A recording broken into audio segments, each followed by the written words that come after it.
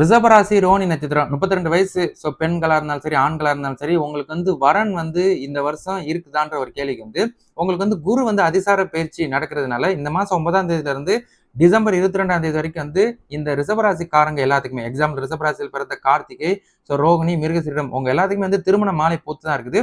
So ஸ்பெசிபிக்கா ரோஹிணிக்கும் திருமண மாலை பூத்து தான் இருக்கு அப்படின்னு நான் ஞாபகப்படுத்துறேன். அப்ப நீங்க வரன் பார்க்க ஆரம்பிச்சிருங்க. இன்னையில இருந்து நீங்க வரன் தேட ஆரம்பிச்சிருங்க. உங்களுக்கு நல்ல ஒரு வரன் கணவர் ஸ்தானம் அமைஞ்சாங்க அப்படின்னா, உங்க ஜாதகம் அவங்க ஜாதகம் ஒத்து போச்சு அப்படின்னா, தாராளமா நீங்க இந்த வருஷம் டிசம்பருக்குள்ள கூட திருமணம் பண்ணிக்கலாம். திருமண மாலை பூத்து தான் இருக்குது.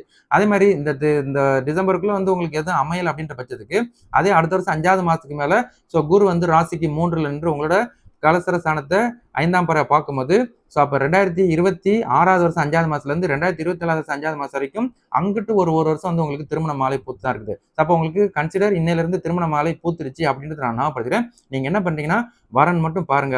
உங்களுக்கு பிடித்தார் போல உங்க ஜனன ஜாதத்துக்கு ஒத்து போற மாதிரி வரன் அமைஞ்சிருச்சுன்னா தாராளமா நீங்க திருமணம் பண்ணிக்கலாம். ஸோ வாய்ப்புகள் இருக்குது. மிஸ் பண்ணிடாதீங்க அப்படின்னு நான் உங்களுக்கு ஞாபகப்படுத்திக்கிறேன். சரிங்களா?